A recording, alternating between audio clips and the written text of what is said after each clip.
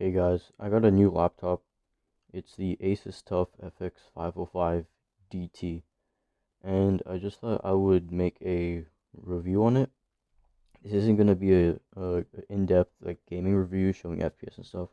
It's more like a walk around of it, build quality, how it feels, how it looks, the keyboards, the screen, uh, some of some stuff like that. So let's get right into it. Start with the top of the case. It is a black plastic with a brushed aluminum kind of finish. My camera quality isn't that good, so it can't really pick it up, but it's plastic, and pushing down right in the middle, the hardest I can, it does flex a little bit. So top of the screen, build quality, I would say it's okay. It does have four little angular edges right into it at each side, giving it more of a gamer feel. Do I like it personally? I think it's alright. I think it looks fine. And at the edge here, there is a little cutout. Shit. Okay, you can see it. Okay, cool. See if you can focus. Focus. Okay, there's different little LED notifications, like if your battery's charging. Um, Damn, I don't really know much else. There is a bunch of random ones I don't really know of. But anyways, point is, there's LED notification lights right here up at the top. So if you are charging your laptop and it's closed, you don't have to open it and check if it's fully charged. It's right here. It's convenient. It's nice. Let's go into the ports. So for ports on this device, it's only on the left hand side when viewing it from the front. So first, to start off with the barrel plug connector. Then we have a Ethernet jack, HDMI, and then we have three different USBs. This one is 2.1. This one's these two are Gen 3.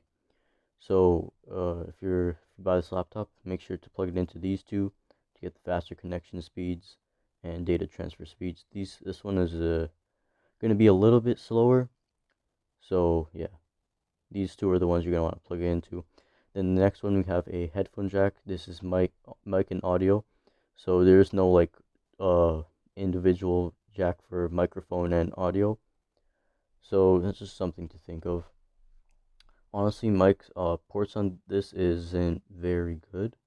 There's a limited amount, but I do not use much since all I really use is headphones, USB to plug in my wireless mouse, and to charge it.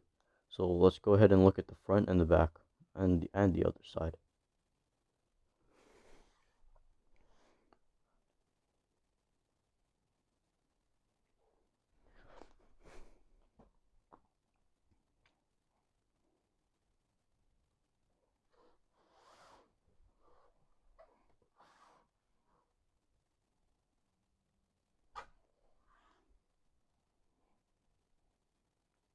On this side, we have a Kangensen lock.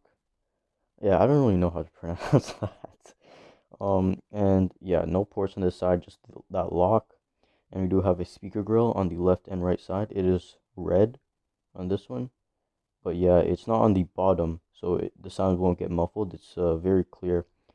I think these speakers are just a little bit above your average kind of laptop speakers. There is a very settled kind of bass to it, so it doesn't sound super tinny, but there isn't much bass. Don't expect much bass from it. It mainly shines in like just audio quality. I mean, like voice quality, treble. Not much bass from this one. So yeah, one on the right side. If I flip the laptop over, one on the left side also. So just two speakers on this laptop. Nothing else. Let's go to the back. At the back, I think it looks really good actually. So here you can see the cutout for the laptop, and at the back there are two uh exhaust fans thingies, and they're red, which I actually really like. It looks very nice, and that's about it. Just two on this one, on this one. If you get a different spec one, like a 1660 Ti, you will have an extra fan on the side by the right side, because it's a higher wattage GPU, it's more powerful, produces more heat, so it's going to need another fan. So it would be on this side right here if you get a higher spec GPU. So yeah, that's it for the back. Just two fans. All right, let's go open up the laptop. Not actually open up. Let's go look at the keyboard, the screen. We'll talk about specs and other stuff. So here's the laptop. I just opened it up and I just powered it on. Here you can see the Asus logo. And let's talk about the bezel size, because compared to last year's F04 model, they actually reduced the bezel size. So it's very slim at the sides and the top. The top is a little bit more thicker, but it does have a camera and microphones. No Windows Hello support for this one though, so just something to think about. Here's your rubber little things to keep the screen from touching the keyboard. If you go down, we have a pretty thick bottom bezel. So compare this to like other laptops that don't have slim bezels at the side or top, and this bottom bezel is actually a little bit more thicker than the ones at the bottom of regular like 2017 kind of laptops. But I like it. It looks fine. Here we have my Cheems wallpaper. Made that myself. I basically took Cheems and uh I went into MS Paint and I just like cut him out and then placed him on a black background. It's pretty cool. And here is the keyboard. Trackpad itself, it is a plastic trackpad. It has Windows Precision drivers, so it's pretty precise. Has all the gestures that you want. But it feels kind of like the plasticky kind of feel. It feels fine, but like when you're tracking around, you can see that how it kind of jumps all over the place, and that is because if you don't use the trackpad much and you don't it sounds kind of nasty, but if you don't get your oils all over it, then it will not move as smooth. So basically, if you keep on using it and you get your finger oils all over it, it'll feel a lot more smoother. Overall, the trackpad is decent. Let's go over to the keyboard. As you can see, we have a full-size keyboard layout, so the numpad for people who like it. The arrow keys are a little bit into the numpad, so it's right here. They're fine. I don't really use the arrow keys much in games. But we also have outlined WASD keys, so that looks pretty cool. You could actually see if it wants to focus. God damn it. Worst part about my shitty little camera. Okay, yeah, you could kind of see the chiclet keys and when it gets pressed down and stuff. It's pretty cool. Overall typing experience is alright. I'll let you guys have a listen to it.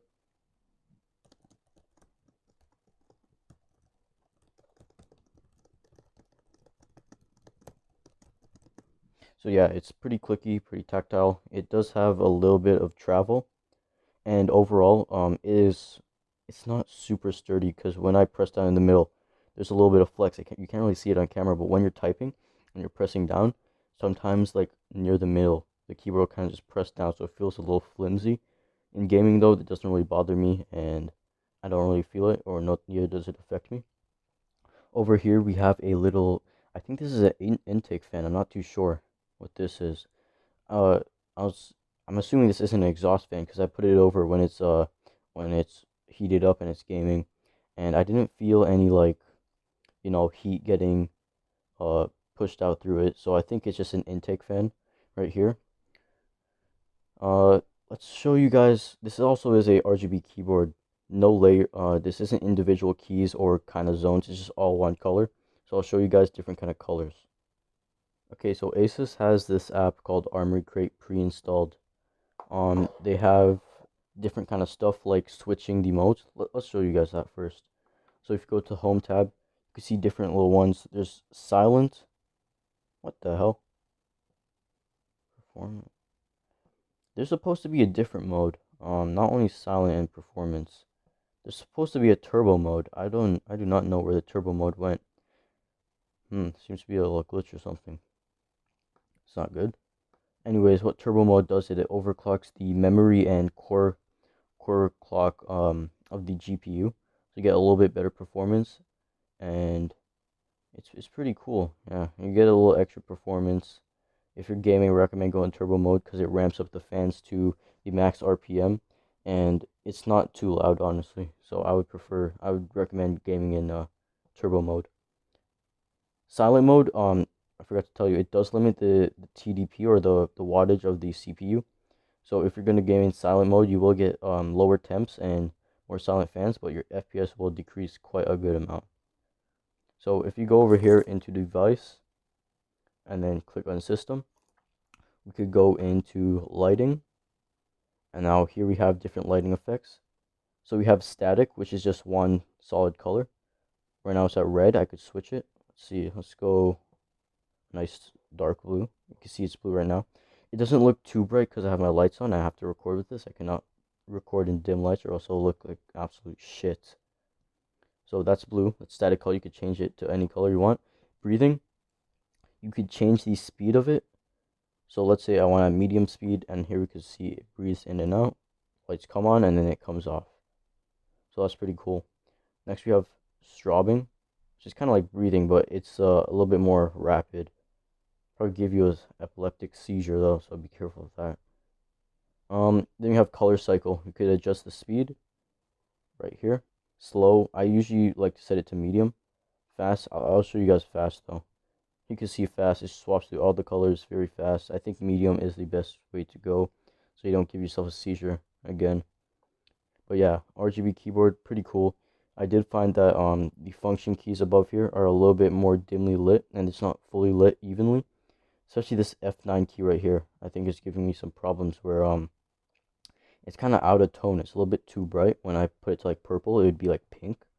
So yeah, some of the keys aren't all lit evenly. So this is something to think about. Not a big problem, but it's a minor one. Okay, my bad, my bad. I realized that since I'm on battery, there is no turbo mode. So if you want turbo mode, you have to be plugged into the battery to receive the best FPS and, like I said, the turbo mode. So that's my fault. But yeah, if you there's function keys for adjusting the backlight without opening the app. So if you press function and press these keys, you can see a keyboard light. You press up and down. So I'll try to do it with one hand. Shit, I can't do this. Wait, maybe hold on.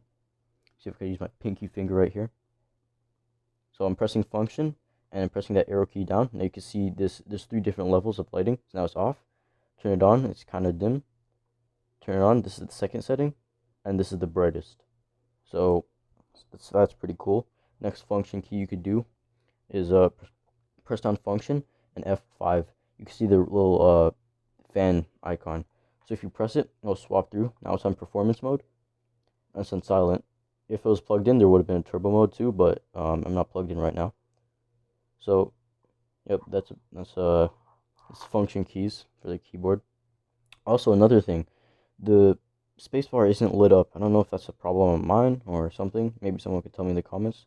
I don't know if you guys actually have this though, but this laptop. But yeah, it's kind of weird. I expected it to be lit all the way around.